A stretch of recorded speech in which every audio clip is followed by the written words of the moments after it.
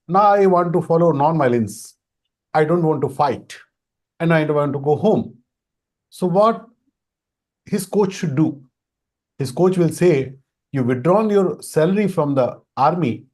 Now you cannot quit. It is your dharma to fight for your army. Doesn't matter what you feel. It is not the time for that. Same Krishna did. Krishna said, you cannot ashochanan vashochastvam pragyavadana shubhashase. Whatever you are talking, it is rubbish. You cannot go back. You have to fight here. But how you need to fight? Mam nusmar yuddhacha. Keep me in your mind. Do all this without any hatred about anyone. Do it as your duty. And when Krishna talks about duty, about dharma, and about so many things, Arjuna asks different questions around it. It is not a one-way talk. It is a interactive two-way talks. So Arjuna asked so many questions in between, and Krishna used to answer. And about 12th Adhyaya also, Arjuna said, you are telling everything. Tell me how I should perform my duty with Jnana Yoga or Bhakti Yoga. So Krishna started explaining that Bhakti Yoga is best for you. It is a wonderful thing to do for you. Jnana Yoga is also the same thing. It will lead you to the same destination. But it is not easy to follow. But Bhakti Yoga is easiest to follow, and same result you will get from the Bhakti Yoga. So we start from 12th chapter for 3 to 4 reasons. Because this question has to come from other persons also. So let me answer here, that also here. That Bhagavad Gita is divided into 18th chapter by Vedavyasji Bhagwan. Because Arjuna Krishna talked straight. It was not like a chapter ended, next chapter start. It was conversation. But that conversation was splitted into the chapters by Vedavyas Bhagwan for our understanding. And when he did that, this 12th chapter came with 20 shlokas as the most shortest chapter of Bhagavad Gita. So it is so relevant. It is not Gita Parivar's policy. From the ancient times, all the acharyas and rishis, they told anyone new, go start from chapter 12th from Bhagavad Gita. So if anyone have the only one chapter in his life, at least he will have the Bhakti Yoga. So it is the shortest one, it is the purest one, and it is the Bhakti Yoga. So the most useful one for anyone. So that's why Bhakti Yoga is started in Gita Parivar also as chapter 1st. Thank you. Jai Shri Krishna. Ashok ji. Before we continue, please allow me to introduce our Ashu Bhaiya Goel. Oh, it is not, no need, nothing This is needed. the first time all have come. So Ashu Bhaiya is an international working president of Gita Parivar, and he's a program director of Learn Gita program. Bhaiya, you may please continue now. Thank you. Ashok ji, please say. Jai Shri Krishna, Ashu Bhaiya. My question is, many times we honestly feel... Sorry, please say. Yes, many times we honestly feel to learn Gita as well as to give service by teaching Gita to others. But because of the limitations in the job, it is not possible all the time. But when we sincerely do our duty, then can we call it a sort of bhakti? And if so, whether it is Sagun Bhakti or Nirgun Bhakti? Certainly. Whatever you do, it is your puja when you do it with the feeling of puja. When you are doing your duty with the feeling of puja, it is your jo jo karu soi meri puja. Guru Nanak ji says, whatever I do, it is my puja. Because when I do that, I have that God in my mind, that Almighty in my mind. That's what Krishna told in Bhagavad Gita also. Mam nusmar yuddhacha. You have me in your mind, and then you fight. Then you fulfill your duties. So whenever you do that, it happens. Now the other aspect, when you say you don't have time with your job, when you are very new to this Learn Gita, just stay here for 20 days. And after that, you will know that double occupation of your occupation are giving service here for 2 hours, 3 hours, even 5 hours. We have 8,000 volunteers from the globe, and somebody is working, devoting his time for 40 minutes, somebody is devoting for 1 hour, somebody is devoting for 15 minutes, somebody is devoting for 16 hours. They just sleep, eat, and serve. They do nothing. So it all happens. You will find the way. Don't worry about it. Lord Krishna will do it. Yes. Thank you, Ashubhaya. With your kind permission, let me add that I got inspired from my wife because she has Very been nice. giving service as a core trainer and take in Gita Wow, Parivar wow, wow, for wow. 1 So year. wonderful. So wonderful. And, So and, you are going to be our volunteer very soon. I am sure about it. Don't worry. and this Gita Jayanti, my wife insisted that I must register for L1, and so I did. Very nice. She did the most wonderful thing in your life. You are going to say that after 20 days. Jai Shri Krishna, Ashubhaya. Thank you so much. Yes, Medansh beta. Jai Shri Krishna, Yes. Guruji. हाँ. So I want to ask that as a child, how can I understand the meaning of 12.6 verse, surrendering all activities to me? How can I understand that? Surrendering all activities to me doesn't mean that I don't need to do anything. Krishna will do everything. It means whatever I do it to please him. When I do something, I have this thought in my mind that Krishna will like it or not. So it is doable or not. It is doable for you or not. For a kid, it is doable. So Krishna says, when you do something, you just think that Krishna will like it or not. And sir, in the next verse 12.10, he says that you intend to work for me as a child. How can I apply it? You intend to be? You intend to work for me. It is not said there. Madarthamapi karmani. Oh, it means again the same thing. It has the same thought. When you do something, you think that Krishna will like it or not. When you eat something junk food, you will have that in mind that Krishna will like it or not. Yes. Okay. Okay. And sir, one more doubt. What is the meaning of Nirakar Brahma and Sakar Brahma? There are two type of upasana or praying methodology. One, we have some form there. We have Lord Krishna, we have Lord Rama, we have Lord Shiva, we have Lord Ganesha, whoever. And one thing is, we don't have anything. I just want to sit idle, close my eyes, and want to do nothing, want to think nothing. That is Nirakara. No shape, no form, no name. So that is Nirakara. But that is very tough. So ma'am, so sir, when I focus, so sometimes I see Lord Krishna, sometimes Lord Ram. So what should I do? Yeah, you are very young to decide who should be your Ishta.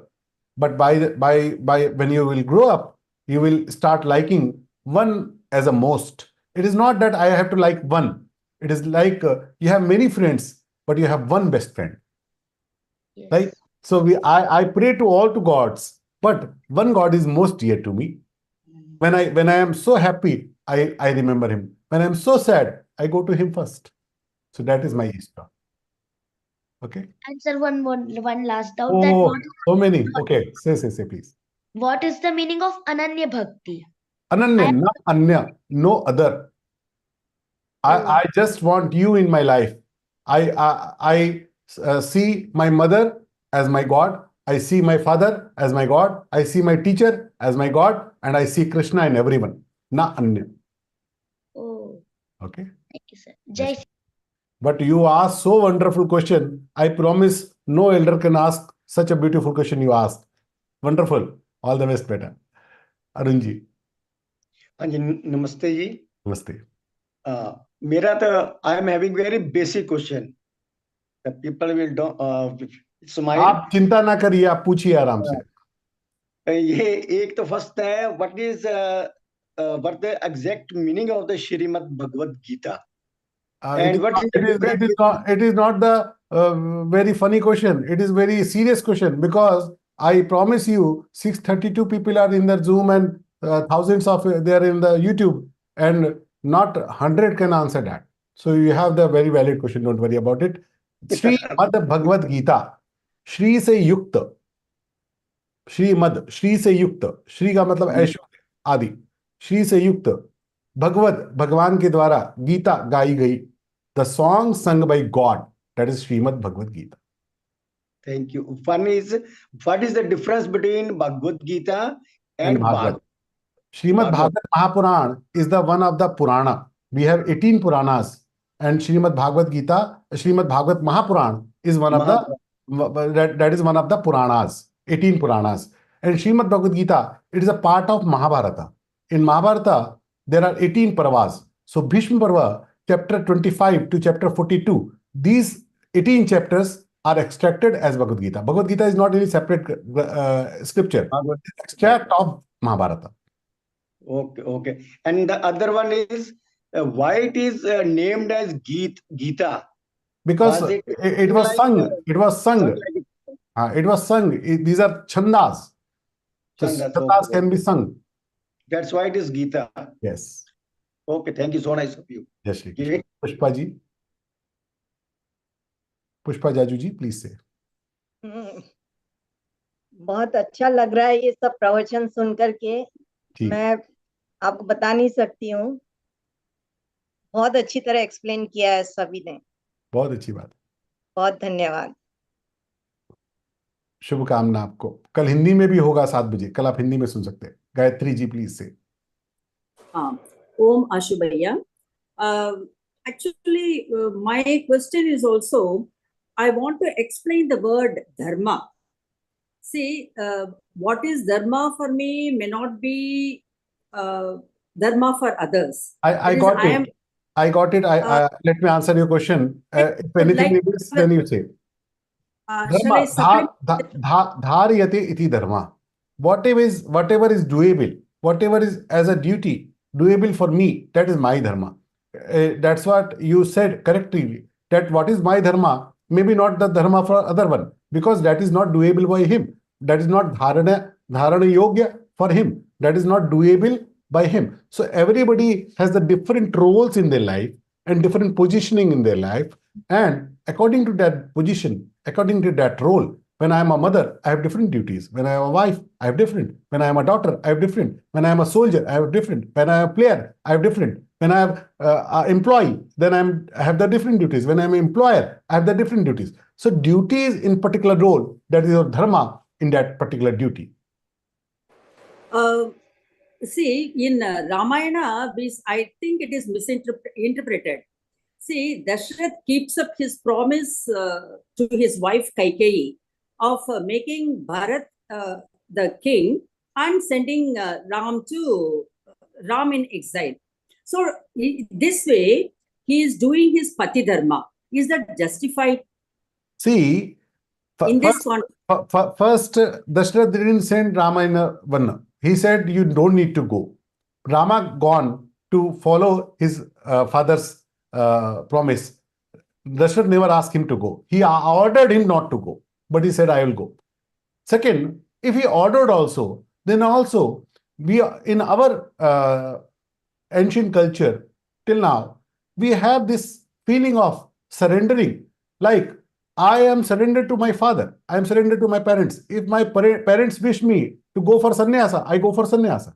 If they wish me to marry that person, I go to marry that person.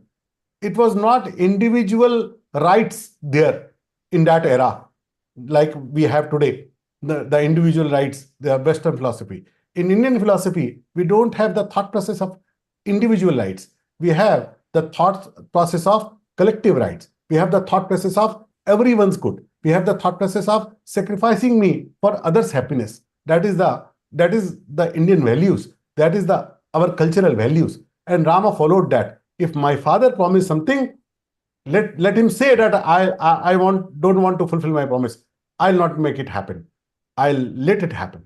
And he did it. So it was the beauty of our dharma. And that's why Lord Rama is considered as Maryada Purushottama, the highest peak of that Maryada, that if my father doesn't ask me, even Bharat gone him to Chitrakuta, that you come back. I don't want to be a king. It is your kingdom. You need to be king. He said, now our father is not here. And whatever he done. And whatever I have to do, I will do. And what Bharat did? Bharat said, if you will not come and you will keep your promise, I'll also sacrifice for you. The way you will live in the vana, I'll follow your command. I'll keep your kingdom safe until you come back as your property. But I'll not take any pleasure from my kingdom. I'll not live like a king. And when you will read Ramayana, you will have tears in your eyes when you will know how Bharata lived for 14 years. He lived, he never gone to Ayodhya back. He lived in Nandigrama. He slept on the floor. He didn't eat the food for 14 years. And he followed everything, that I should not consume anything more than Lord Rama do. So that is the beauty of our Dharma. So everyone played their Dharma as per their role, as a brother, son, as a father. Yes. Okay. Thank you so much. That's why Ramayana is the ideal to follow everyone's. How a wife should be, how a husband should be, how a brother should be, how a father should be. Every role you can find the ideal, highest peak of ideals in Ramayana. Guru Charanji. Jai Shri Krishna. Jai Shri Krishna. So, I worship Bal Gopal form, and I'm really attracted to the little Krishna form. So my mama said that you're Saguna Bhakti, but you should get upgraded to Nirguna Bhakti. But I'm so attracted, I do all the sevas to my Bal Gopal. So my question is, after my death, I don't want to go into Nirguna. I want to always see Bal Krishna's form as I don't whether I will lose distance. In Saguna Bhakti, you always have these options. But what Bharatji said, we just talked about Bharat. He said that I don't want nirvana. Dharam na rati na kamapad, gati na chahu nirvana. I even don't want nirvana. Janama rati ramapada. Yah vardhan do an. That Lord Rama, please bless me. I don't want nirvana. I don't want mukti. I want to serve your feet for my several lives. Just bless me that. So in Saguna Bhakti, you have freedom to ask your Lord Laddu Gopala that I want to serve you for all my lives, and he will grant you. Jai Shri Krishna. Very nice. Atulji. Jai Shri Krishna. Jai Shri Krishna. I have been studying, we're just starting to study Gita, Śrīmad-Bhagavadgītā. Also reading something about Vedanta and some of the Upanishads, and what we understand, Gita is the sar of all the Vedas and all. But what we see in Vedanta is more talk about Brahman, the one which is... So is Gita. When you read the Vedantana, in chapter 7 to chapter 15, all the principle you have studied in Upanishad, it is in Bhagavad Gita, from chapter 7 to chapter 15. But it is not only of Jnana. For Jnana Yoga, Bhakti Yoga, Karma Yoga and Dhyana Yoga, 4 basic principles are described in Bhagavad Gita by Lord Krishna. And he told these are not only 4, there are 1,000 and 1,000, it is infinite. But 4 principles Lord Krishna described in Bhagavad Gita as the basic principles. So Jnana Yoga, Bhakti Yoga, Karma Yoga and Jnana Yoga. And he started from Jnana Yoga, chapter 2, Sankhya Yoga. Narasimha ji. Narasimha ji. Namaskar. Namaskar ji. I have got a fundamental question. I'm from the service background. Ji. It's a war being set up. Both the armies, they're across each other. In the meanwhile, somebody says... I got your question. Let me answer it. The question is 700 slokas. How much time it took? Normally, it is taking 3 hours for us to chant. Let me answer you. When both sides are ready to fight, what the others are doing, only 5 people are listening. I'm answering your question, sir. Let me answer. Krishna and Arjuna. It is not the 3 hours talk. It is 45 minutes talk. When you will memorize Bhagavad Gita, you can chant it in 45 minutes. So it is a conversation of 40 to 45 minutes. This Mahabharata war, it was set up not in 2 days or 3 days. It was set it up in 8 months. So whatever was taken 8 months to set up, it could wait for 40 minutes more. Both sides were preparing, and Krishna Arjuna was talking for 40 minutes. It is very possible. I was thinking that conversation was going on in different levels. No, it is not. In the Mansik level or something like that, which we are not aware. You can assume whatever you want to, but no saint, no acharya says that. No, they don't say. I have not read anywhere actually. Yes. But being from the army. No. Whatever you are talking, it is popular on so many WhatsApp university, but it is not truth. The truth is, it is a 45 minutes conversation on the battleground. Nothing else. Thank you, sir. Jai Shri Krishna. Ankur ji. जय Krishna sir. जय Shri Krishna. Sir मेरा एक थोड़ा सा doubt है. बोलिए. कि whatever happens in this world is in agreement with the Supreme Godhead. Then why bad thing happens to people? देखो, जो कुछ होता है वो भगवान की शक्ति से होता है. जैसा आपके हाथ में कोई वायर हो, उसमें करंट है. अब उस करंट से आप ट्यूबलाइट चला सकते हैं, एयर कंडीशनर चला सकते हैं, बहुत सारी यूटिलिटीज चला सकते हैं, और उसी वायर से आप आग भी लगा सकते हैं. So it is not the fault of that current, that electricity that you made the fire. You cannot blame the electricity for that fire. It is how you utilize it. Lord gave us all the power to do wrong or right. If he doesn't give the power to do wrong, then what will be the freedom of your life? Then you will be robot. Then you will be machine. It will have no sense. When you give pocket money to your children, you assume that he will utilize it for good. But at the same time, you give him freedom to utilize it for bad also. If you don't give him that freedom, then it is no more his pocket money. It is a controlled thing. Got it? So Lord gives us all the power to do right and wrong with the wisdom, with the viveka, that you have to utilize it for good. So every time you do wrong, you know it is wrong.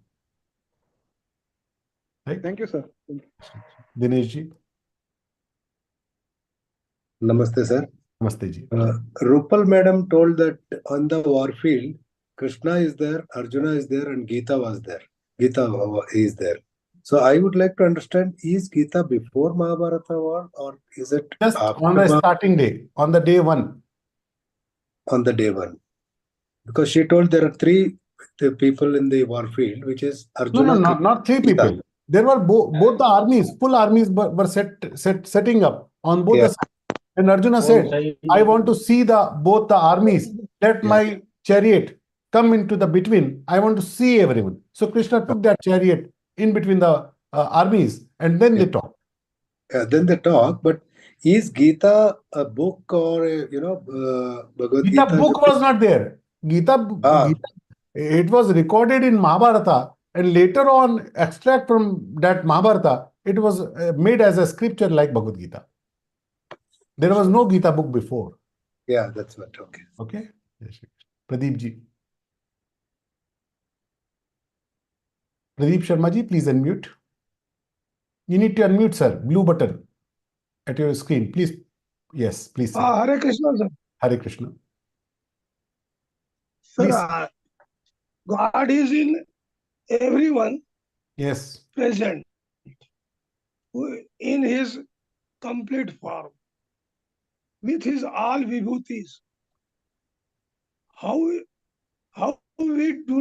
Why we do not see in everyone any impression of the God?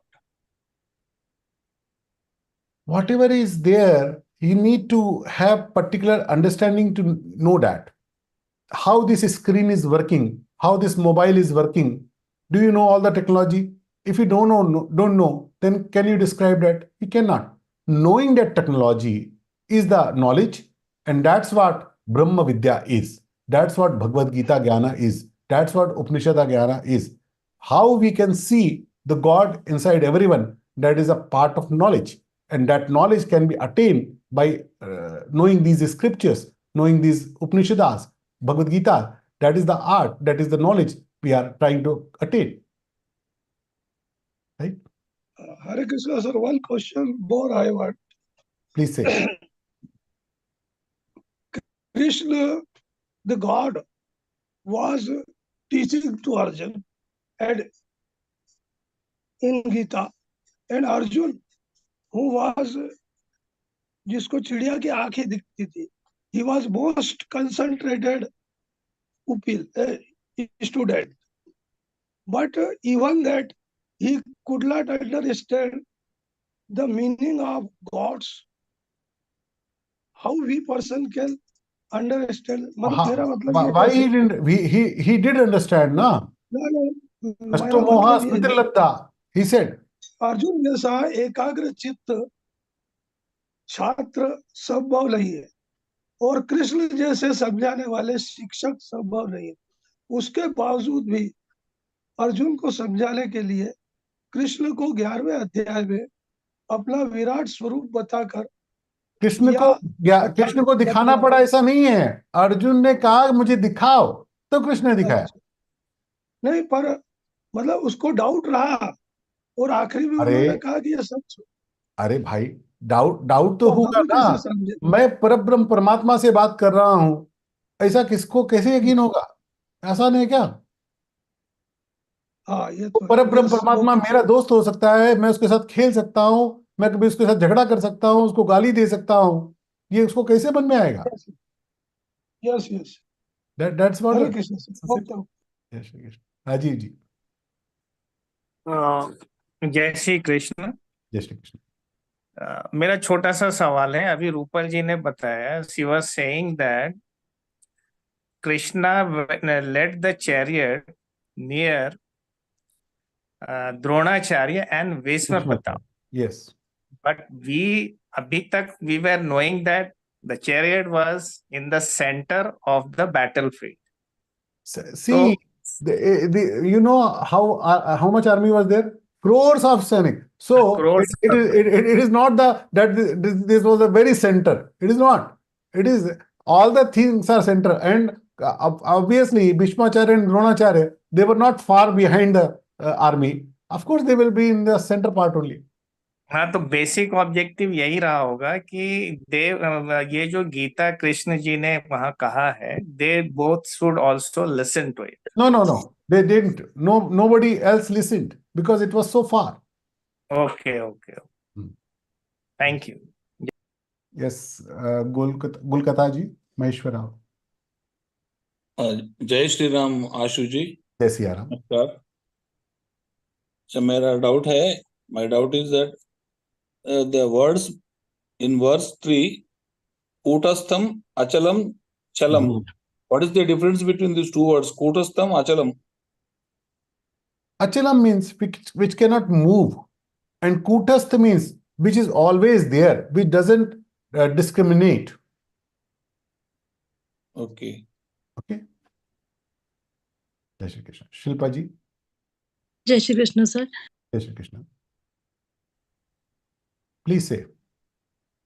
Oh, you are muted. Please unmute. Yeah, it's getting muted. Please say. Sorry, it's a little off-track question. While we are having females are offering devotions and prayers during the unrestricted times. There are some restricted days during the months wherein traditionally we are not allowed to offer prayers because they spread impurities and all. So I just wanted to understand, is it true or can we continue offering prayers and devotion during those times? You can offer your prayers. There is no option problem in the prayer. It is just touching the idols or doing the service.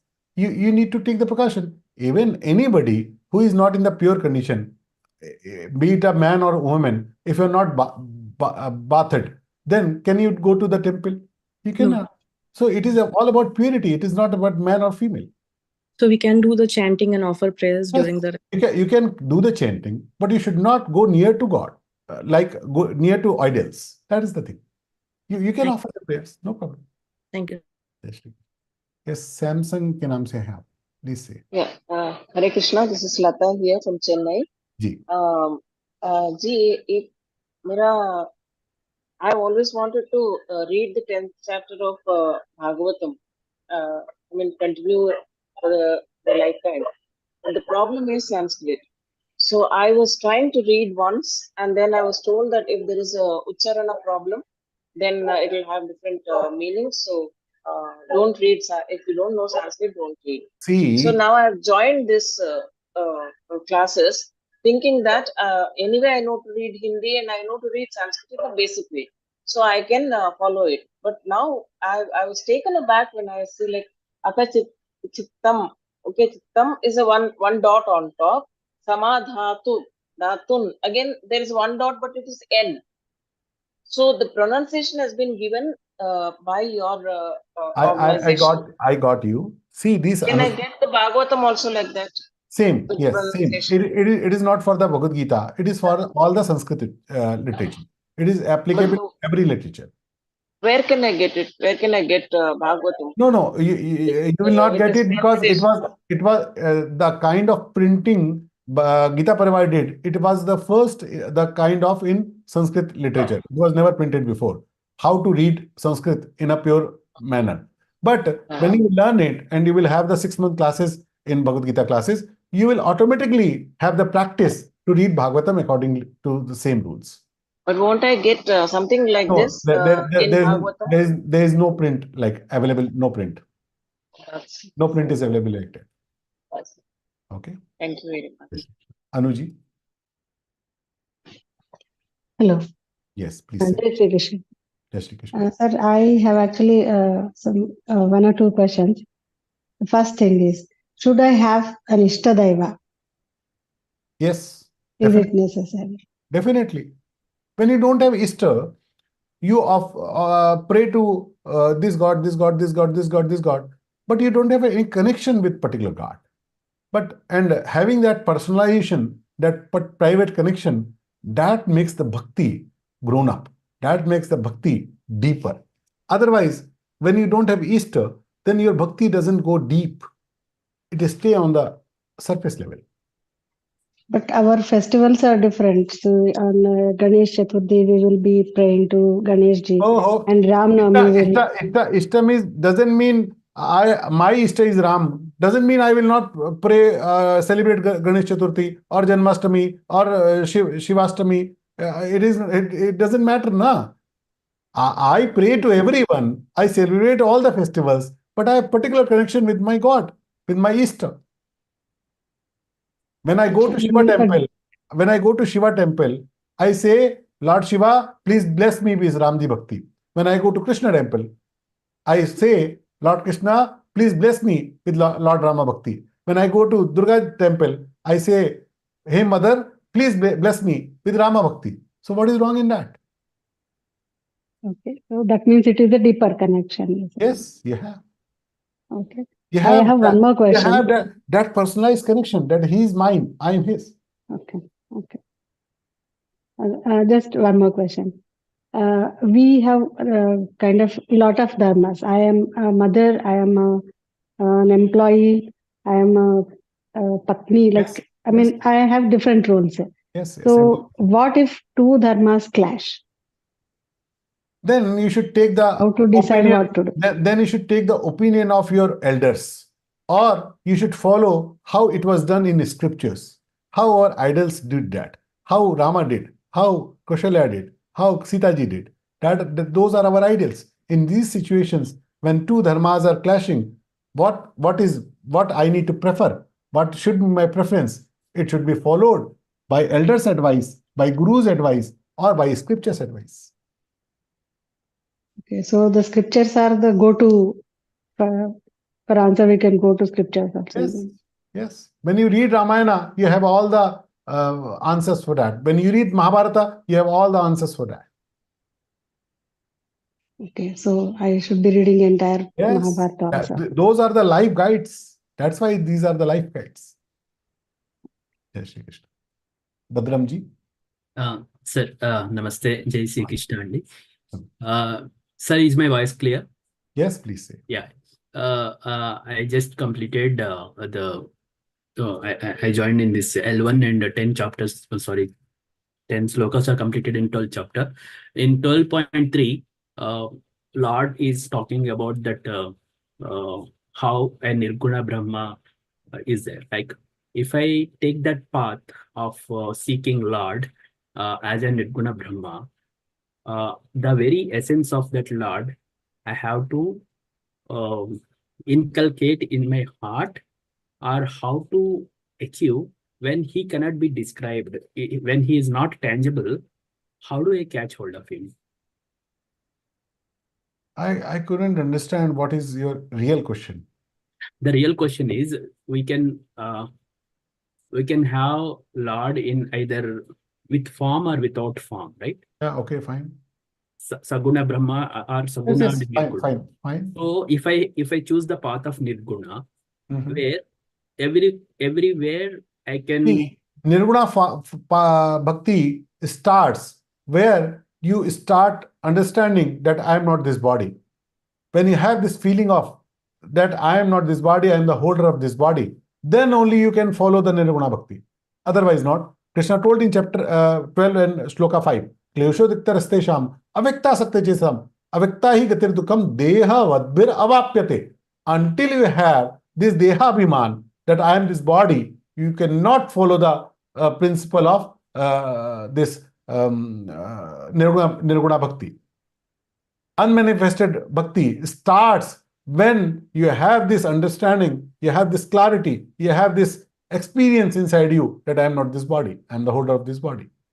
So then you cannot discard that. You can talk about this, but you cannot do that. Yeah, that is very much possible when we have this body itself. Yes. I'm not this body. I'm the holder of this body. Okay, fine. And I have one more thing. Like Lord Krishna's liked Arjuna by seeing his 26 qualities. That is what Rupali Madam told. Yes. And those 20, she recited one sloka also. Where can I get that one? Like, what are those 26? Chapter 16, sloka 1, 2, 3. Okay, thank you. Jai Shri Krishna. Hariji. Pranam, Dr. Ashuji. Jai Shri Krishna. I have two questions. One is basically the Lord Krishna is saying, "This all is my leelas." When he clearly knows this is a leelas, I'm wondering why would he, place some people into the good qualities and some people into the bad qualities? And the ideal reason for creating so is for his own happiness, or what is the reason? No, he didn't create anyone bad. He created you with the freedom to do anything you wish. He gave you all the power to utilize it for good or bad. When you do bad, you will get punished. That was a law he made. When you do bad, you get punished. When you do good, you will be rewarded. So that was the system he generated. He didn't generated the bad ones. He never. Sir, but the people have been made out of their situations and practices. It is not the situation. It is your greed. It is our want that makes us happen towards wrong. If you don't have greed, if you don't have wants, then you will never do wrong things. Sir, that itself shows, like somewhere you have a reason to be greed, it's a creation again, that I am a bhakta. There are a lot of people are Nirishwars. Their thoughts are in that path.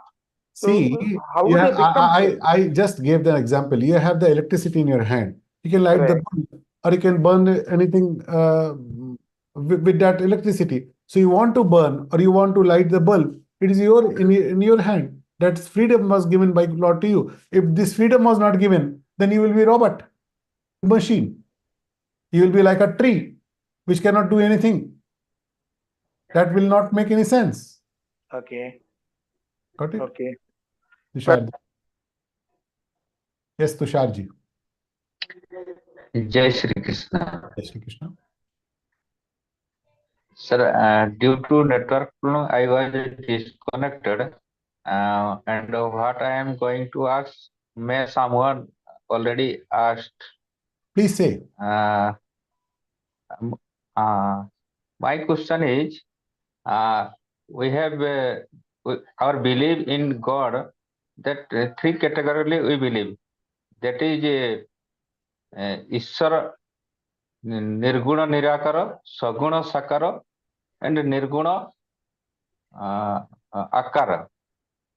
three categorically I we have know divided. all these things. You just tell your question, please. Here is mentioned only two category in Nirguna Nirakara and Saguna Sakara. All the categories, other categories belong to the subcategories of these only. Okay. Okay. These are the basic two, manifested and unmanifested God. And all the other you think of, these are the subcategories of these. Nirguna Sakara is a subcategory of Saguna Sakara. Saguna Sakara, of course. Okay, okay. Yes, Gangadharji. Please unmute. Yes, sir. Jai Shri Krishna Bhaiya. Jai Shri Krishna. My question is, how many times required for self-realization with the help of Sagun Bhakti? Or what are the examples of that personalities? How much time it will take you to reach from Delhi to Lucknow? It cannot be definitely told until you know what vehicle or what medium you are using. If you are walking, it may take other time. If you are using bus, if you are using taxi, if you are using train, if you are using flight, these all make the different time. Distance is same.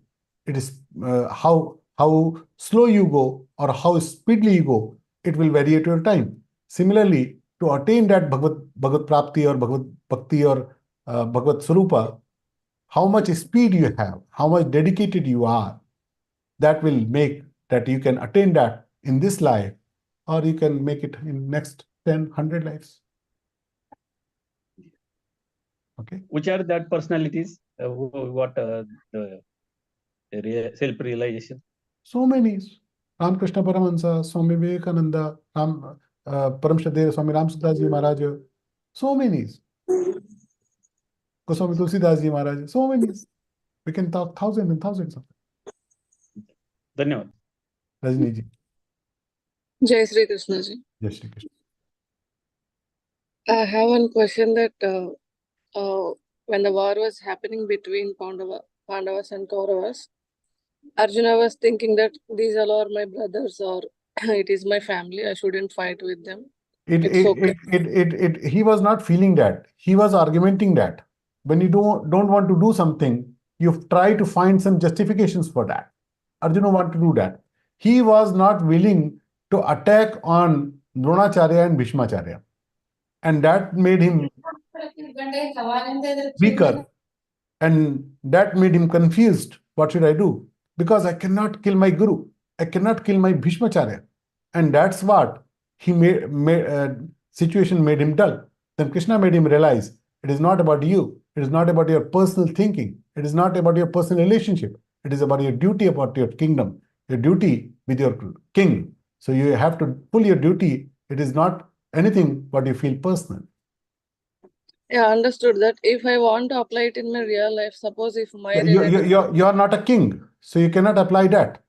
The rules belongs to king as a Raja Dharma. Rules belongs to us is Vyaktigat Dharma.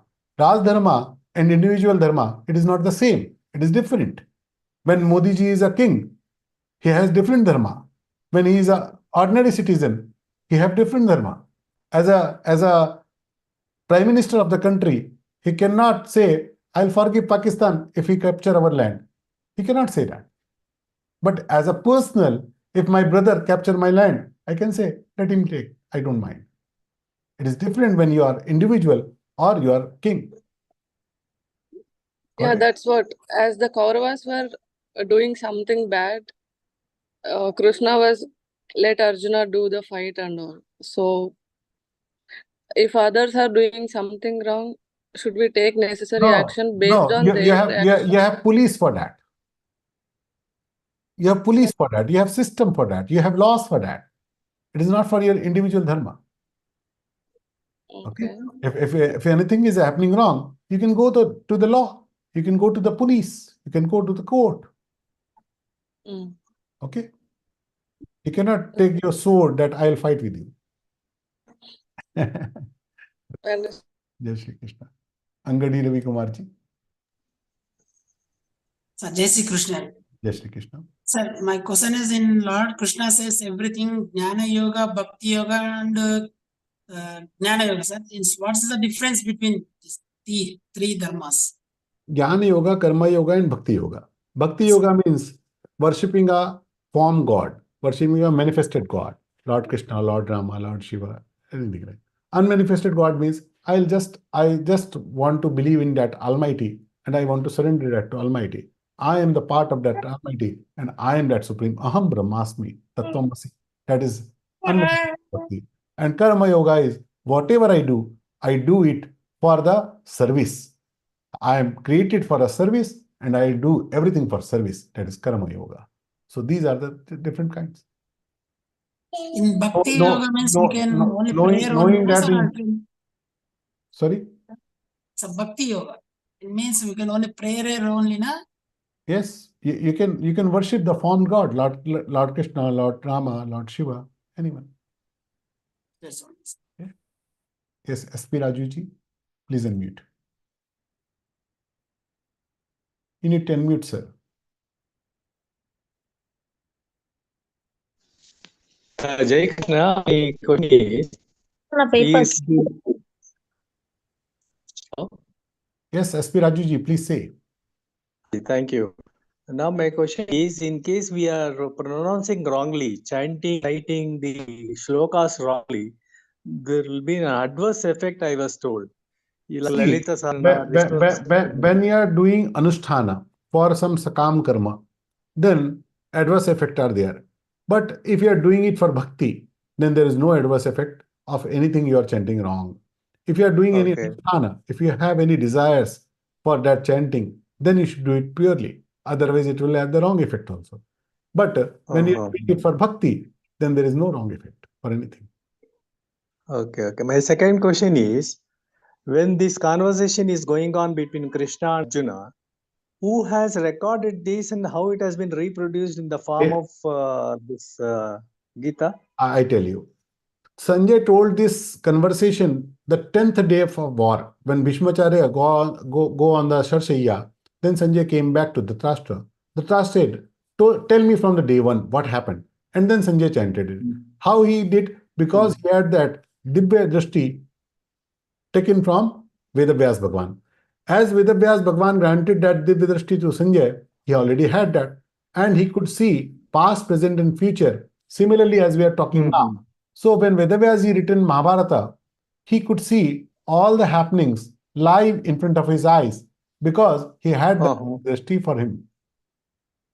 So he written that. So great.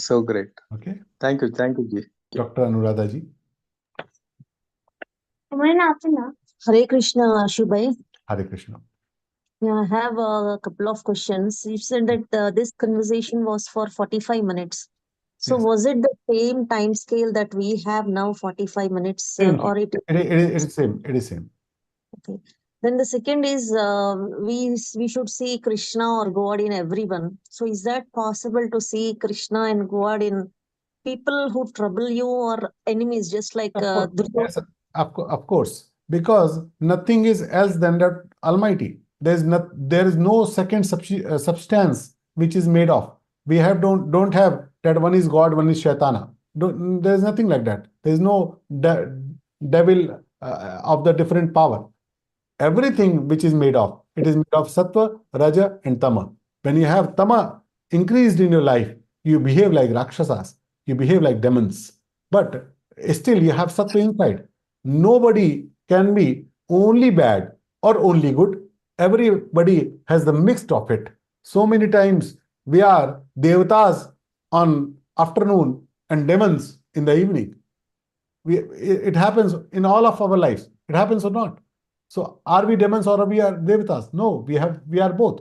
Whatever increases more, we behave like that. So if that happens, Shubhai, then if we see God in Duryodhana also, then this battle will not happen. Seeing God doesn't mean that you have Sama Darshana and Sam Vartana. There are two principles. Sam Darshana means I'll see God in everyone, but doesn't mean I'll offer a food on my dining table to my dog. That is samvartana. I'll feed my dog. I'll see a God inside him also, and I'll serve food to him also. But I'll not let him come to my home, or I'll keep him on my dining table, or I will let him eat in my plate. That is samvartana. Feeling his hunger and feeding him is samdarshana. He also has God inside. I also should feed him. That is samdarshana. But it should be feeded outside of my door. How I will behave with my father, how I will behave with my husband, how I will behave with my son. It cannot be same. I'll have love and affection towards all the three, but my behavior will be different towards all three. You got the point? So samdarshana is seeing God in everyone. Samvartana, no. Vartan should be different according to their roles. Then one last question, sir. Actually, we have many, but many are waiting. See, when we go to Vaishnavas, Vaishnava Dharma, we say Lord Rama or Krishna is the supreme God. Similarly, when we go to like Shaivas, they say Lord Shiva is the supreme. So for a common man like us, how to follow or how to get it? Whatever you like, you can. There is no difference between Lord Rama, Krishna, Shiva or Vishnu. They are all same, even Durga. They all are reflection of that Parabrahm Paramatma. That Parabrahm exists in all. So whatever form you like, you can call me the blue jacket bhaiya, you can call me specs wale bhaiya, you can call me tilak wale bhaiya, you can call me black hairs bhaiya, you can call me Ashu bhaiya, you can call me Gita Parvar bhaiya. I'll remain the same. I'm not going to change. You call him Shiva, you call him Rama, you call him Krishna, he is the same. Then we have, who are these demigods? Sorry? Demigods. Demigods means? Like others other than Rama and Krishna. There are two things. One is God, one is Devata. Devata is a form. If I die with a punya karmas and I go to Swarga, I'll also become a Devata. Devata have life. They born and they die. But God doesn't born. He doesn't die. He remains always. So Devatas are different. God is different. Thank you, Ashok. Actually, Jai Shri Krishna. Maheshwar Rao ji. Namaste. Namaste ji. See, I'm unable to consistently doing the puja, Nitya puja. It makes some breaks. I'm unable to continue it regularly, even though I have feelings to. When we do it mechanically, like I have to do my puja, then we don't enjoy it. And when you start enjoying it, then you don't break it. Like you don't want to leave your food. You never asked that I am having lunch from 1 year, today I will not have. You don't say that. You have lunch daily. Even you are having from 50 years, you don't say that tomorrow I will not have. You have because you enjoy it. Whatever we enjoy, we love to do it duly. So whatever puja I do, whatever prayer I do, I should find that enjoyment in that. And I should not do it mechanically. I should do with it love. When I sit near to my Lord, I love it. I love to see him. I love to pray him. I love to offer the garlands to him. I love to offer bhoga to him. That's Thank you so much. One more question, sir. One more question. What is Jivan Mukta and Moksha? Jivan Mukta means who is in this body and he lives like that I am not this body. That is Jivan Mukta. He doesn't feel pain. He doesn't feel sorrow. He sees pain is happening to this body. Sorrow is happening to this mind. I am free from that. That is Jivan Mukta. And Moksha, when I leave this body and I go to that Almighty, I don't get rebirth, then it is a Moksha. Thank you so much. Thank you so much. Yes, Ankulji. Sir, I would like to rephrase my question, which Hari sir also asked, the similar question, that God says that not even a leaf can move without my... No, it is not truth. It is not that everything has with the God wishes. It is an expression of that. The thing is, everything has happened with the God's power. It is not that God is going to decide what you are going to eat or what you are going to do. He is not that free. Why he will bother himself for your acts? Why he will do that? Why you will do that? Nobody will do. He doesn't do. Everything he does, with everything we do with his power only. Like children spent that money, wherever he spent that with your power. You got the point? It doesn't mean that you want him to buy this or this or this. He have his own choices. So I can decide. It's not pre-written. कई लोग कहते हैं No, ना जैसे nothing is pre-written. Nothing is pre-written. मेरी future लिख दिया गया सब. Karma pradhana vishwa rachi rakha, Goswami ji says. Everything is under your purushartha. Your fate is also made by your last life purushartha only.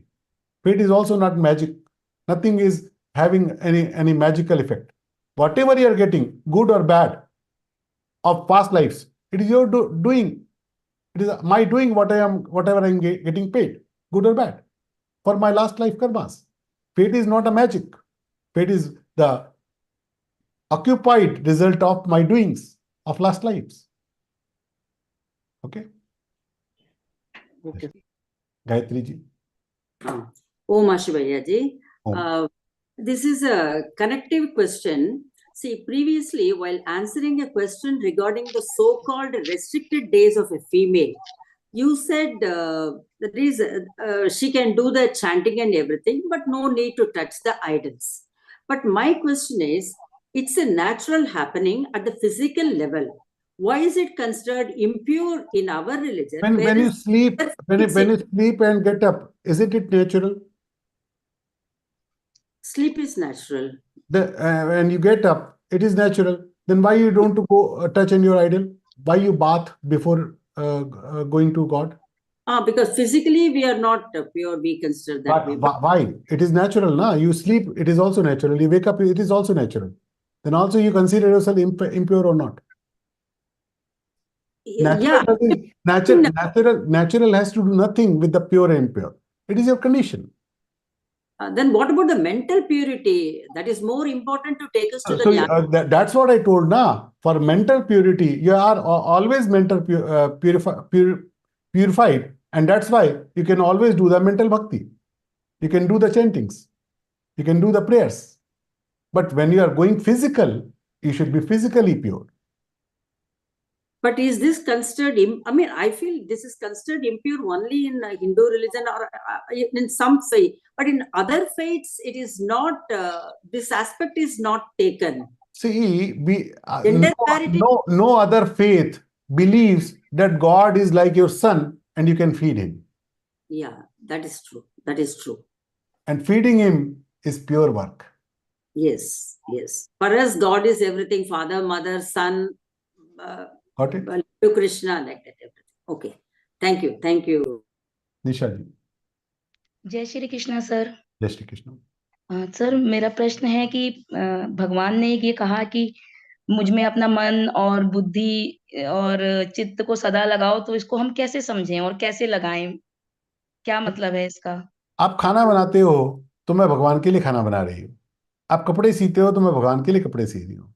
भगवान को ये अच्छा तो लगेगा ना, भगवान को ये अच्छा तो लग रहा है ना, मैं ऐसा करूंगी तो, मैं ऐसा बोलूंगी तो, मैं ऐसा खाऊंगी तो, मैं ऐसा करूंगी तो, वॉट एवर आई डू, मेरे मन में यह है कि मेरे कृष्ण इससे खुश होंगे.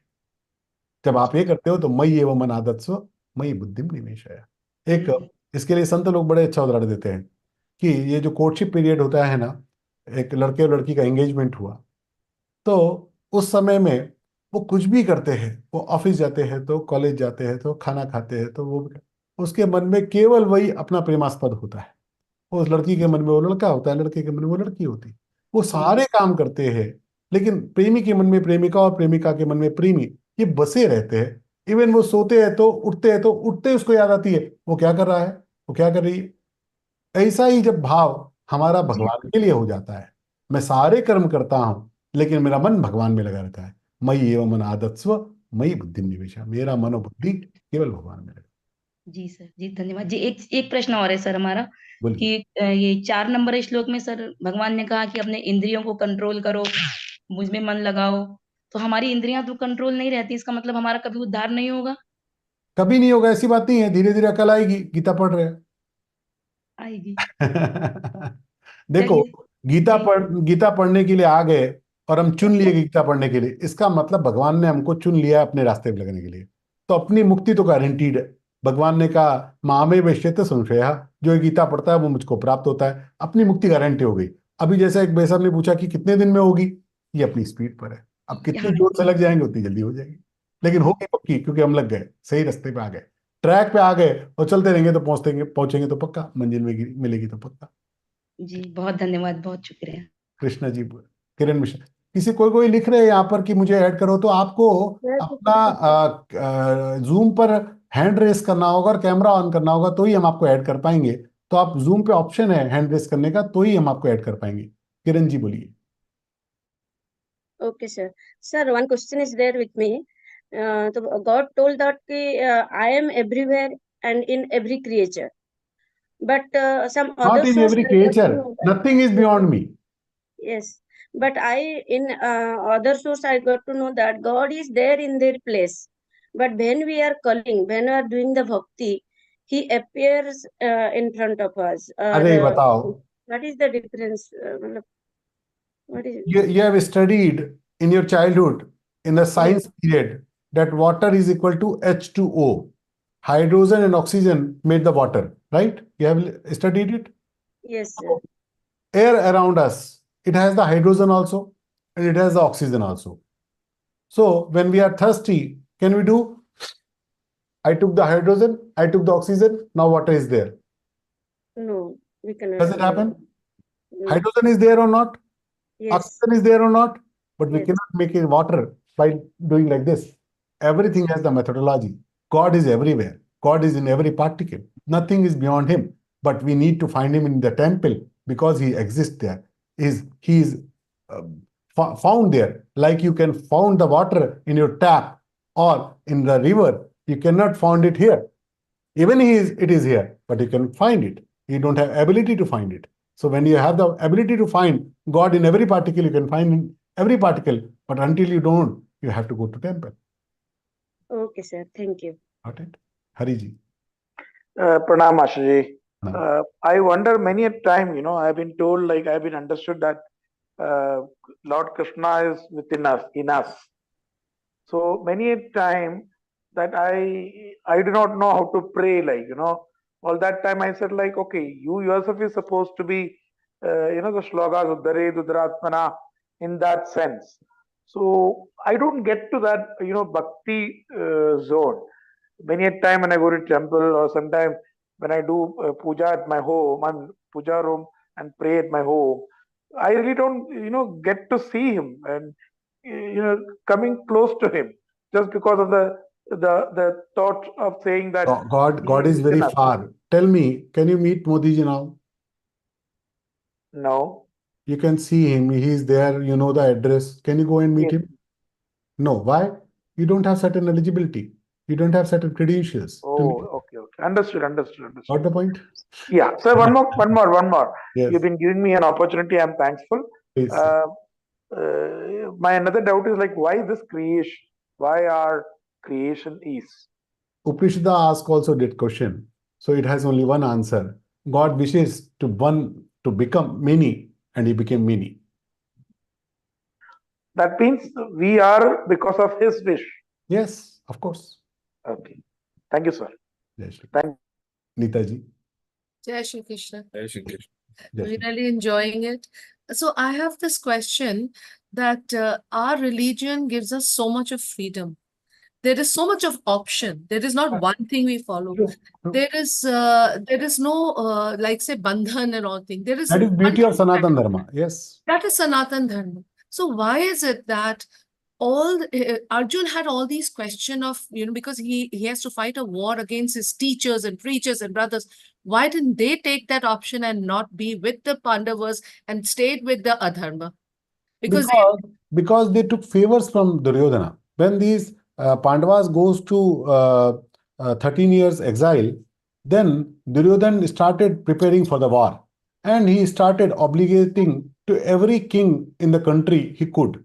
And he obligated too heavily that when the war will come, I'll ask him to repay. I'll ask them to repay. And that happened. They didn't know when they took help that Duryodhana will ask to pay back. But Duryodhana did it for plan.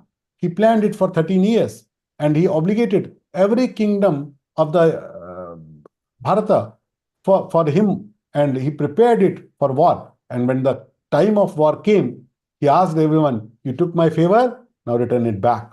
And they did it. So you mean And that is why everybody who was fighting in the army of Duryodhana, they had heart for Pandavas. Nobody had heart for Duryodhana except Shakuni, except Dushasana, except Karna. Only 3 were there who were really with Duryodhana. Else all were with the heart, with the Pandavas. But as they took the salary or the favors from Duryodhana, like Bhishmacharya took the salary, Dronacharya took the salary, so they need to stand there in the favor of Kauravas. So isn't it like when something wrong happens and people are silent because they don't open up, and so silently, but it doesn't work like that, isn't it? They're still doing a dharma, right? Yes, of course. Why they took favor from Duryodhana? They all knew at that time also, when they were taking favor, that is not the right person, but they did it. So it was their greed, and they paid for it. Thank you. Thank you. Jai Shri Krishna. Jai Shri Krishna. Hemlata ji. Oh, he's not there. Kavita ji. Yeah. Can you hear us?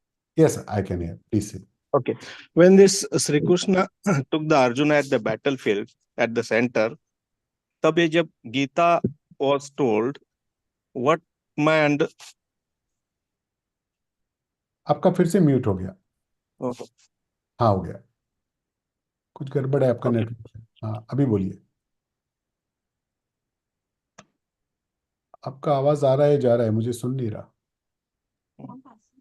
Okay, अभी आ रहा है sir? अभी आ रहा है, बोलिए please. फिर गया. Something wrong with your network, I think. Okay. Please say. Okay. When Sri Krishna told Gita to Arjuna at the battlefield, I was given understanding this time has been stopped. Is that true? No. Nothing happened like that. It is all WhatsApp University. It is not in Mahabharata. Yes. Okay. Thank you. Kavita ji. Jai Shri Krishna, sir. Jai Shri Krishna. Sir, this is regarding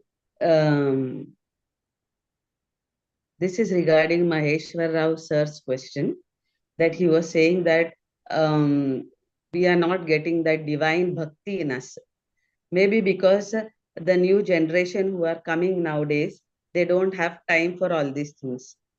But when we see the other religions, it is compulsory for them to go to their mosques or churches or learn their own holy books. True. Why it is possible in our because we had this 1,000 years of gulami. Our mindset was corrupted with that 1,000 years of slavery. So now the time has came, and now we got our king for after several hundred years, and things are changing. Now you're learning Gita. Now you're talking here. There was nothing like that before 2014. It was not easier. There was so much resistance to it. Now it is all open. We are seeing Ram Mandira here on 22nd. So it is all happening. Things are changing. That gives 25 years more, and things will come back on the track. But why it took so many years, sir? Because mostly we are Hindu people. Why happened is the history. You cannot debate the history. It happened. Now we can see the future. What is happening now? Yeah. Right. Thank you, sir. Keval Agarwal ji. Unmute, sir, please. Yeah. Jai Shri Krishna. Just a second. Keval Agarwal ji. आपके सामने blue button है, उसको दबाएं. Unmute. Blue button है, देखो आप. Please press the blue button. Unmute. You have it? Yes, it happened. Please say. Okay. Jai Shri Krishna. Jai Shri Krishna. 6th shloka. Sarvani karmani. And the 10th shloka, Mother Thapi karmani. What's the difference between the two? More or less same. Just more or less, again more or less it emphasizing is the same. same thing? Yeah, more or less it is same. Okay. Sure. Thank you so much. Yes, yes, Maidil ji.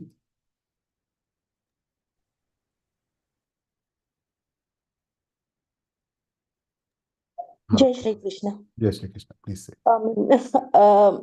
When I was listening all the questions with my little knowledge, I thought, like as a normal human being, I will think that Rama has sent Sita to forest when she was pregnant. So, on what basis of dharma it is considered as right? Because सिक्के से वस्तु को you understand Hindi? A little bit I can understand, sir. There is a quote. सिक्के से वस्तु, वस्तु से व्यक्ति, व्यक्ति से समाज, समाज से राष्ट्र और राष्ट्र से धर्म बड़ा होता है.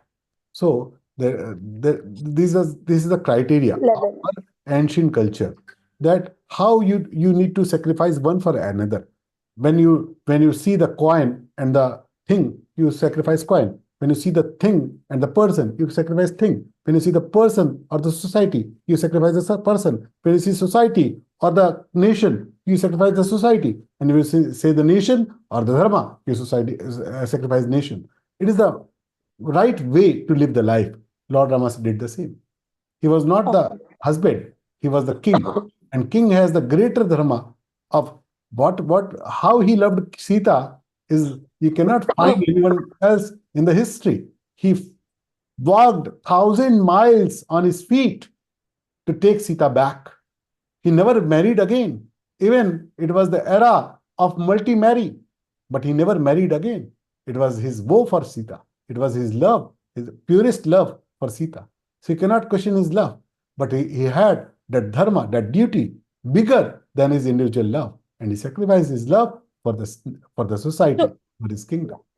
Thank you. So basically, he has followed the higher level of king dharma and sacrificed his personal wife.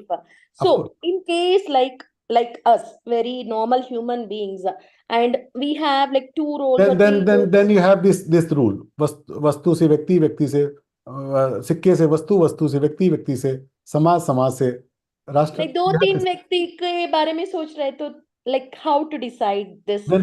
I told you should take the guidance from three. One, from your elders. Second, from your scriptures. And third, from your experience. You should take the guidance. Whenever you have the dilemma, what I should do, you should take the guidance from three. Okay. So to understand the scriptures again, we have to read them and understand the meaning. Only two you read and you will get everything. Ramayana and Mahabharata. Okay. Only two. And you will get everything of your life, whatever happened and whatever will happen in your life. Okay. Thank you. Thank you, sir. Very. Sanjita ji. Jai Shri Krishna. Jai Shri Krishna. It's not about the Gita. I go to Krishna temple. I'm from Udupi. But when I go to Krishna temple, every time I just cry there. I want to talk, but I will not be able to talk to him. I just cry there. And when I go to Hanuman temple, I go to Hanuman temple on Tuesday and Saturday, I talk to him.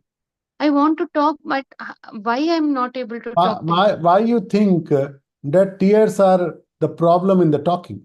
When you need to talk with Krishna, you talk it by heart. You talk it by feeling. You don't talk it by words. Krishna doesn't answer you in the words. He answers you in the feeling. So when you go to Krishna and you cry there, you're already talking. You're already talking. You're loving him. You're expressing your love with your tears. So it is happening. Why do you think it is not happening? Once I'm outside, I feel like, I didn't talk to him. I didn't say anything. You already talked. Why do you think you didn't? Okay. See, a mother and daughter lived separately for years and they're coming together. And they both started crying. Are they talking or not? They both are expressing their love. Right? Thank you. Thank you. Yes, Rekha ji. जय श्री कृष्ण. आपने बताया कि अपना इष्ट देवताओं की होने चाहिए, बट क्या फिर यदि आपको कोई इष्ट देवता नहीं है तो फिर क्या होता है इसमें? नहीं, ये तो मतलब अभी तक आपने पैशनेट भक्ति नहीं करी. आप खाली सतही भक्ति करते हैं. गणेश चतुर्थी में गणेश जी को कर लिया कि गणेश जी बुद्धि दे देना, नवरात्रि में दुर्गा जी को कर दिया शक्ति दे देना, थोड़ा पैसा वैसा भी दे देना, रामनवमी में राम जी को मना लिया, कृष्णा जन्माष्टमी में कृष्ण जी को मना लिया। आप सबसे मांग रहे देवता के रूप में, आप मेरे हैं, ऐसा फीलिंग अभी तक आपका आया नहीं। बट वो कैसे भगवान कनेक्शन डेवलप भगवान मेरे हैं, मैं भगवान का हूं, भगवान से मुझे प्रेम है, ये तभी आएगा जब वो इष्टता होगी, जब आप उनकी सेवा करेंगे। आप अपने घर के छोटे मंदिर में एक छोटा लड्डू गोपाल बैठाइए, एक छोटे रामलला बैठाइए, एक छोटा सा शिवलिंग रखिए और उनकी सेवा करिए। देखिए तो कि मंदिर में तो सारे भगवान हैं और सारे सारे रखिए, भगवान सारे भगवानों की सेवा करिए, लेकिन एक भगवान को इष्ट मानकर। देखो इष्ट कौन है, इसके लिए एक साधारण सा उत्तर मेरे ध्यान में जो आता है, मेरी बुद्धि कहती है, जब मैं बहुत दुखी हूं या मैं बहुत हर्षित हूं, उस समय मेरे मन में पहला कौन भगवान आता है। मैं बहुत दुखी हूं तो मैं किससे अपनी बात कहना चाहता हूं पहले, मैं बहुत आनंदित हूं तो मैं किसको धन्यवाद करना चाहता हूं पहले, मेरी इष्ट है। सभी को नहीं कह सकता ना एक साथ, कि कह सकता हूं। हाँ ठीक है आपकी बात, पर क्या गुरु भी आपके इष्ट हो सकते हैं? हो सकते हैं, लेकिन वो एक नंबर की बात नहीं, हो सकते हैं लेकिन वो एक नंबर की बात, बट क्योंकि अभी तक गुरु मुझे नहीं गु, समझ। गुरु, गुरु, गुरु गोविंद से मिलाने वाला जरिया है, हाँ ठीक है ना। अल्टीमेट थिंग इज हम्म, गोविंद। ठीक है आपकी बात ठीक है। तो मैं वो सब कर रही हूँ, आप जो बोल रहे हैं मैं भक्ति कर रही हूँ, जैसे कि अभी अभी आपको एक बात बतलाता हूं। आप इस गीता क्लास में आए हैं और गीता पढ़ रहे हैं, केवल 6 महीने में इस गीता जी का कैसा प्रभाव चमत्कार है और कैसे आपके भक्ति भाव जागृत होते हैं, ये आप मुझे 6 महीने बाद बताइएगा, हम दोनों ही मिलेंगे। ठीक है। जय श्री कृष्ण। हाँ, थैंक बस रोज क्लास अटेंड करना छोड़ना नहीं। यू। बिल्कुल बिल्कुल, बहुत एंजॉय कर रही हूँ क्लास को मैं। और बहुत सेकंड क्वेश्चन मेरे फादर इन लॉ का था, वो मेरे साथ में अभी तो वो बोल रहे थे कि जो गीता है वो महाभारत का पार्ट है क्या? हाँ जी, है ना? बताओ। महाभारत के भीष्म पर्व का 25वें अध्याय से 42 अध्याय, ये 18 अध्याय को भगवत गीता कहते अच्छा ओके, जय श्री कृष्ण। थैंक हैं। मनमोहन जी। हाँ, जय श्री कृष्ण। जय श्री कृष्ण। मेरा डाउट ये है कि जब भी भगवान ने ह्यूमन बीइंग को क्रिएट किया, तभी ये ग्रीड फैक्टर जो अपने में डाला है, unlike other living beings, so this greed factor is complicated. All the living beings have the greed and all the emotions. It is the intensity that is different, but every creature had that feelings. Those are the emotions. Without those emotions, you will be robot. Yeah, that is true. But in human being, it is too much. And A human being is evolved as the supreme creature of God. In 84 lakh yonis, so human is the only karma yoni. All other are the bhog yoni. They only pay what you did. You can do the new karma in human life only. You cannot, if you bite as a god, as a dog, sorry, then you don't get sin for that. If you give any vardhana as a devata, you don't get punya for that. Only human life get punya and papa. You get the karma liberty in human life only. What I understanding, sir, because of this greed factor, all these conflicts in the society is happening. You are seeing that. When God give you greed, isn't He give you the wisdom to not to go for that greed? That is he granted you both, and He give you freedom to choose both. If He doesn't give you freedom, you will be a machine, robot. You will no more enjoy your life. Yeah. If there is no bad, what good you will call? Yeah, that is the so. That is the essence of the life. After learning Gita, sorry. If there is no bad, how can you be a good? Yeah, there should be both. Right. So after learning Gita, whether we will able to control our greed factor? Yes, of course. Within a 6 month, you will tell me. Yeah, that is the main thing which is to be happening in us. Greed, desires, wants, everything will be controlled. Okay. Anger. Manisha ji. Hare Krishna, Prabhuji. Hare Krishna. I got like a technical issue in between, so I did not ask the question. Actually, what is the difference between Sargun Bhakti and Nirgun Bhakti, sis? Sarguna Bhakti means you have the manifest God, you have the form God, Lord Krishna, Lord Rama, Lord Durga, Lord Shiva. You have the shape of God, you have the name of God. And unmanifested, Nirguna Bhakti, means you have no name, you have no form, you have formless God. He is just energy. He is just a almighty. He is there, I know. I don't want to name him. I don't want to make him another form. That is Nirguna Bhakti. So totally surrendering, like a type of meditation. Meditation can be done both way, Nirguna and Saguna. Okay. Okay. Okay, thank you. Jai Shri Krishna. Manju ji. जय श्री कृष्ण। जय श्री कृष्ण। क्या हर एक इंसान की जिंदगी में गुरु का होना भी जरूरी है? एकदम जरूरी है। आपने बचपन में छोटे छोटे सब्जेक्ट पढ़े, गणित पढ़ी, विज्ञान पढ़ा, आर्ट्स पढ़ी, भाषाएं पढ़ी, बिना गुरु के पढ़े क्या? ये छोटे मोटे काम भी बिना गुरु के नहीं होते। मोबाइल चलाना सीखना है तो भी गुरु लगता है, बाइक चलानी सीखनी है, कार चलानी सीखनी है तो भी कोई गुरु लगता है। ब्रह्म विद्या जाननी होगी, संसार की सबसे बड़ी विद्या जाननी होगी, तो बिना गुरु के खाली यूट्यूब से पा जाएंगे? ठीक है, धन्यवाद। जय श्री कृष्ण। संजीता जी। हाँ, जय श्री कृष्ण। क्यों यहाँ अध्याय 12 से शुरू किया, पहले से क्यों नहीं किया?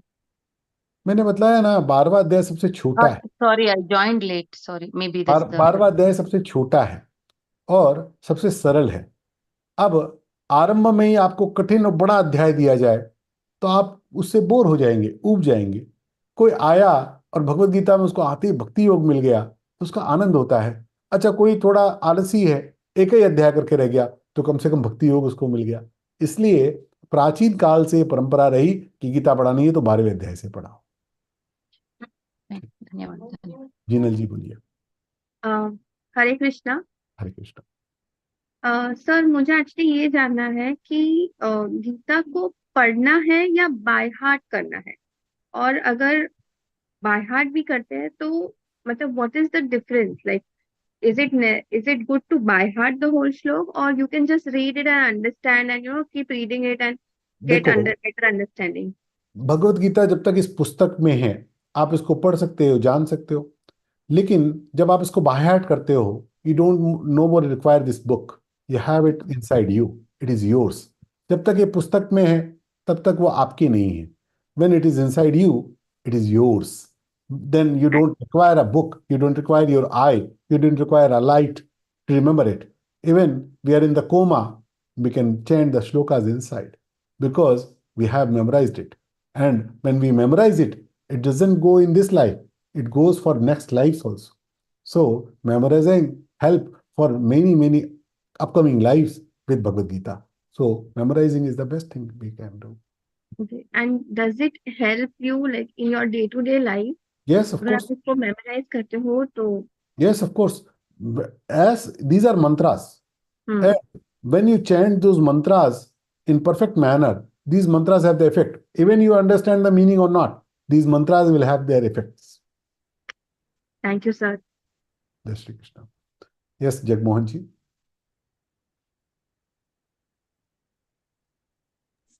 जगमोहन जी प्लीज से। आपका आवाज नहीं आ रहा जगमोहन जी। नहीं, म्यूट नहीं, आपका माइक लगा है तो निकाल दीजिए, हम आपको सुन नहीं पा रहे। तब तक मैं मैथिली जी को सुनता हूँ, आप ट्राई करिए अपना ऑडियो लाने का। बोलिए।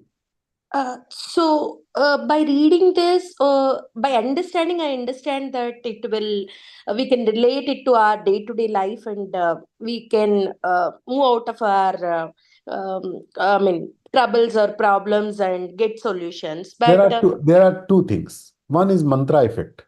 When you don't know the meaning and you just recite it and you get benefit from it. And second is when you understand the meaning and you apply it in your life, and you apply it as a principle of your life, and you get benefited from that. Both are different things and both have different benefits. Both should be acquired. So just we are feeling more stressed and all because of our job or something. Then we are just reciting them Yes, until we reciting them will make you relax. Yes, definitely it will. In that position, meaning will not relax you. Recitation will. Okay. Yeah, I felt because today I was chanting that and sending that 13 slokas to ma'am. So then I felt it. Certainly it will. Certainly it will. Yeah. Thank you, sir. These are mantras. Vidya ji. Namaste ji. I just wanted to ask you one question. Everywhere Gita is being taught in a particular tune or something like that. But did God really say it? What was the way he would have said? These are the chandas. Chandas can be sung in many tunes. So it is not restricted to one tune. It can be sung in many tunes. Okay. So, or it can be said as just as we are speaking, just the way we speak in. No. It is a song. If you want to speak the song, you can, but it will not have the melody. Oh, okay ji. Thank you. Thank you. Jagmohan जी, आपका आवाज आया? नहीं आया, sorry. आप या तो अपना question type कर दें,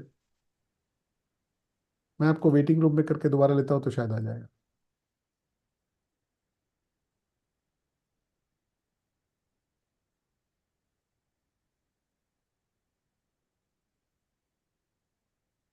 We can sum up now, I think.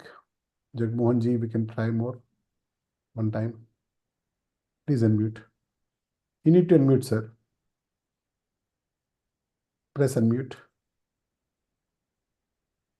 Yes, try it now. No, your audio is not working, sir. Sorry, we cannot listen to you.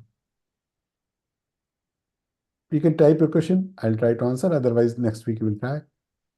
You can sum up it now. You can ask also tomorrow at 7 p.m. I will talk in Hindi.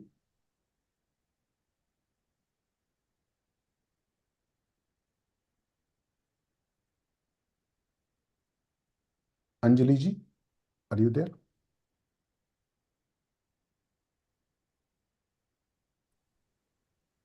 नमस्ते, जय श्री कृष्ण। जय श्री कृष्ण। मेरा प्रश्न ये है कि जैसे बताया है सगुण भक्ति इजी है और निर्गुण भक्ति quite a struggle, but why Krishna ji says कि मुझे सगुण भक्त ज्यादा प्यारा है। सगुण भक्त ज्यादा प्यारा है। देखो, माँ के दो बेटे होते हैं। एक बेटा बड़ा समझदार है और अपने सब काम खुद मैनेज कर लेता है, और एक बेटा थोड़ा ढीला डाला है। माँ का ध्यान ज्यादा किस पे होता है? जो ज्यादा प्यार करता है। नहीं, जो ढीला डाला है, जो थोड़ा अटेंटिव है, माँ कहता है इसको थोड़ा ध्यान ना दो तो ये अपना काम खुद भी कर लेगा। लेकिन थोड़ा ढीला डाला है, इसको ध्यान रखो वरना ये रोटी खाना भी भूल जाएगा। तो माँ जो थोड़ा ढीला डाला बच्चा है उसका ज्यादा ध्यान रखती है। तो ज्ञानी भक्त ये भगवान के समझदार भक्त है। भगवान कहते हैं ये तो अपना they can take care of them, but ये जो बेचारा सीधा साधा भोला भगत है ये मेरे ऊपर डिपेंडेंट है, इसको मैंने नहीं संभाला तो ये तो पता नहीं बेचारा क्या कर पाएगा। तो भगवान it doesn't mean one is superior or inferior, both are good. Same. माँ के लिए कौन सुपीरियर इंफीरियर है बताओ? सेम बात। बहुत अच्छा बोला, धन्यवाद। मेरी एक सहेली शशि बाला शर्मा करके आगरा के पास रहती है जी, उससे मैं जुड़ी हूँ फेसबुक से। उसके कुछ कमेंट्स वगैरह एक ग्रुप में बहुत ही अच्छे लिखती थी, तो मैं उससे मिली नहीं हूँ, पर 1 साल से वो मुझे लिखती है कि वे तुम ये ज्वाइन करो। तो मेरा इतना इंटरेस्ट नहीं था कि अब मैंने लर्न करना, मतलब मुझे अब कैटरेक्ट आ गया है, मैं अब इतना फिर से पढ़ने हिंदी जानती हूँ, पर इतना अंदर से मेरे नहीं था कि मैं पढ़ना सीखूं। तो उसने फिर 2 वीक्स पहले बोला तुम एक बार करके देख लो, तो मैं उनके प्यार में ज्वाइन हुई हूँ और मुझे इतना अच्छा लग रहा है। अच्छा लग रहा है ना? बहुत बहुत धन्यवाद। उसका प्यार जैसे होता है ना ईश्वर के प्यार के लिए, अच्छी बात तो है। सहेली की भगवान प्यार के किसी को लिए अपना दूध बना के भेजते हैं, भगवान ने उनको आपका दूध बना के तो भेजा। मैं बिलीव नहीं कर सकती कि धन्यवाद बहुत बहुत। ललिता दी बोलिए। जय श्री कृष्ण भैया। जय श्री कृष्ण। मैं सिर्फ ये बोलना चाहती थी कि मुझे बहुत इच्छा है कि मैं भगवत गीता के श्लोक पढ़ूं, पर क्या है उसका उच्चारण करने में बहुत जैसे अरे अभी तो शुरू किया है, ABCD पढ़ना शुरू किया है। पहले ABCD पढ़ना आता है, फिर उसके शब्द बनाने आते हैं, फिर सेंटेंस बनाना आता है, फिर थोड़ा उसका मतलब समझना आता है। It takes time. आप अभी 20 दिन आओगे क्लास में, लेवल 1 होगा तो पढ़ना आ जाएगा, फिर उसके बाद धीरे धीरे और बढ़िया पढ़ना आएगा, फिर शुद्ध पढ़ना आएगा। Take some time. नहीं तो मैं सोचती हूँ कि इसको मैं अपने जीवन में उतारूं, तो सिर्फ पढ़ के उसको बाय हार्ट करके मतलब जरूरी है कि दोनों तरीके मैंने बताया ना। जो उसके मंत्र के लाभ है वो बाय हार्ट से और उच्चारण से होंगे। अर्थ के लाभ विवेचन सुनने से होंगे, इसीलिए हम दोनों करते हैं। तो बाय हार्ट करने का क्या तरीका, क्योंकि ये तो लैंग्वेज बस थोड़ा तो टफ है ना। अभी अभी अभी अभी अभी बाय हार्ट मत करो, अभी आप पढ़ो, अभी 12वां 15 हो जाएगा, उसके बाद बाय हार्ट करना, ठीक है ना। अभी जय अभी श्री कृष्ण भैया, एकदम मत जय। परेशान हो जाइए। हाँ, एकदम शुरू में नहीं होता। महेंद्र जी बोलिए। लो, इतने सारे फिर से आगे प्रश्न। महेंद्र जी बोलिए। हाँ जी, नमस्कार जी, जय कृष्णा, जय श्री कृष्णा। जी, what I want to ask the question is where I can find the original scriptures of Bhagavad Gita or Mahabharata and Gita Ramayana? Press, Gita press का महाभारत आता है। You can find it in 6 volumes.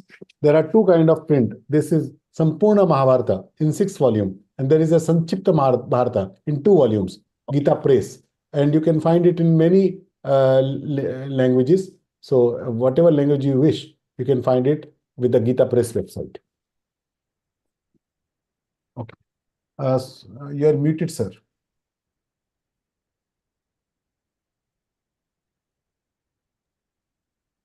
What is the exact name? Ji, one more, please. Mahabharata, Gita press, Mahabharata, 2 चीजें नाम लिखे। Gita Prize. Okay, thank you. You can find it on Google. Nita जी। जय श्री कृष्ण भैया। I wanted to ask you one thing. अर्थ समझने से memorise करने में इजी होगा क्या, या वी कैन मेमोराइज? उन दोनों का आपस में कोई कनेक्शन नहीं है। Memorising is first thing, that is the easier thing. और अर्थ ये बहुत बड़ा काम है, ये एकदम से समझ में नहीं आता, बहुत समय लगता है, वर्षों का तप लगता है। मेमोराइज करना 1 वर्ष का काम है। ओके, थैंक यू भैया। जय Shri Krishna. Anu ji. Jai Shri Krishna. Actually, my brother also wanted to join. So how do I make him join? There is an option help.learngita.com, and you can add your family member through that. So help.learngita.com. Help.learngita.com. Okay, sir. Thank you. There is an option, add your family member. You can use that. Lalita ji, you can also ask your technical assistant to help you. He will help. Yes, भैया, Lalita. मुझे ये पूछना था कि गीता के श्लोक हम मतलब कहाँ से पढ़े, मतलब जो आप पीडीएफ भेजते हैं उसी को पढ़े, या जो किस दुकान की हम लेके पढ़े?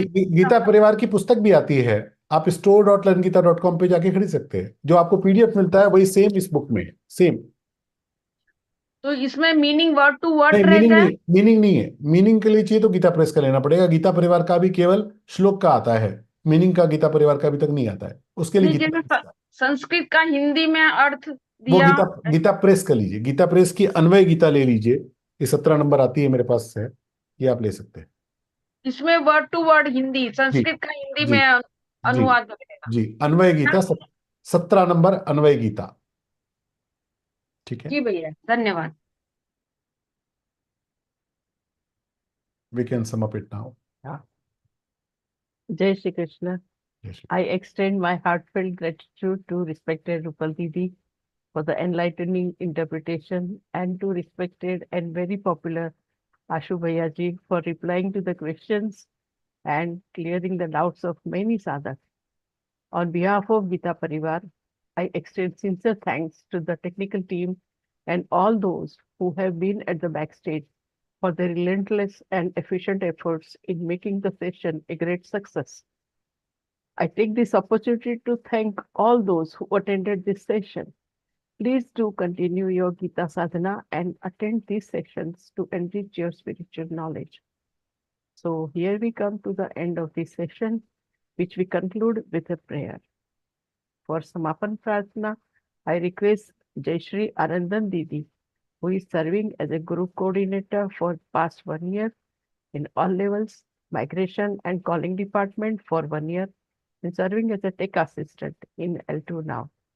Jai Shri Didi, please.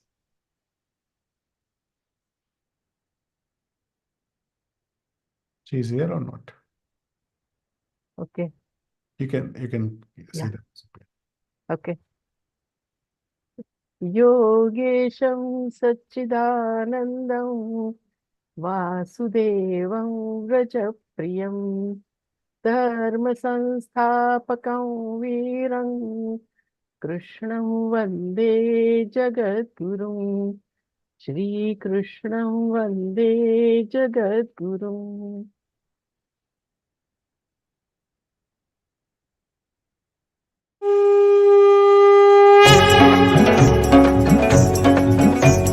Shri गुरु चरण सरोज रज निज मन मुकुर सुधारि बरनउ रघुबर बिमल जसु जो दायक फलचारि बुद्धिहीन तनु जानिके सुमिरौ पवन कुमार बल बुद्धि विद्या देहु मोहि हरहु कलेश विकार। जय हनुमान ज्ञान गुण सागर जय कपीस तिहु लोक उजागर रामदूत अतुलित बल धामा अंजनी पुत्र पवन सुत नामा महावीर विक्रम बजरंगी कुमति निवार सुमति के संगी कंचन बरन विराज सुबेसा कानन कुंडल कुंचित केसा हाथ वज्र औ ध्वजा विराजय कांधे मूंज जनेऊ साजय शंकर सुवन केसरी नंदन तेज प्रताप महाजगबंदन विद्यावान गुणी अति चातुर राम काज करिबे को आतुर प्रभु चरित्र सुनिबे को रसिया राम लखन सीता मन बसिया सूक्ष्म रूप धरि सिहि दिखावा विकट रूप धरि लंक जरावा भीम रूप धरि असुर सहारे रामचंद्र के काज सवारे लाय सजीवन लखन जियाए श्री रघुवीर हर्षि उर लाए रघुपति कीन्ही बहुत बड़ाई तुम मम प्रिय भरत ही सम भाई सहस बदन तुम रोजस गावै अस कहि श्रीपति कंठ लगावै सनकादिक ब्रह्मादि मुनीसा नारद सारद सहित अहिसा जम कुबेर दिगपाल जहाते कवि कोविद कहि सके कहाते तुम उपकार सुग्रीव ही कीन्हा राम मिलाय राजपद दीना तुम्हरो मंत्र विभीषण माना लंकेश्वर भय सब जग जाना जुग सहस्र योजन पर भानु लील्यो ताहि मधुर पल जानु प्रभु मुद्रिका मेलि मुख माहि जलधि लांघि गए अचरज नाहि दुर्गम काज जगत के जेते सुगम अनुग्रह तुमरे तेते राम दुआरे तुम रखवारे होतन आज्ञा बिनु पैसारे सब सुख लहै तुम्हारी सरना तुम रक्षक काहू को डरना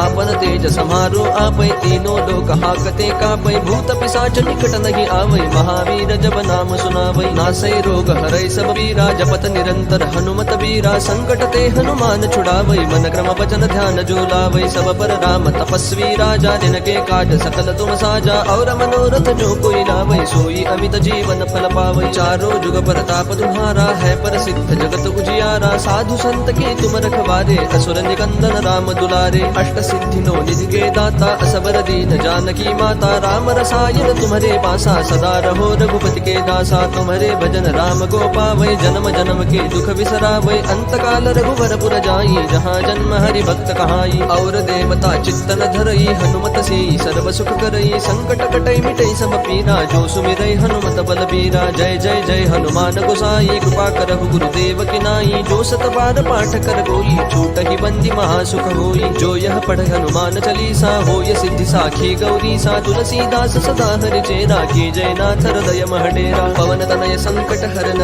मंगल मूर्ति रूप राम लखन सीता सहित हृदय बसहु सुर भूप सियावर रामचंद्र की जय पवन सुत हनुमान की जय। Jai Shri Krishna. May the knowledge gained today make our week ahead brighter and more beautiful. We shall see you back on another enlightening session next week. Till then,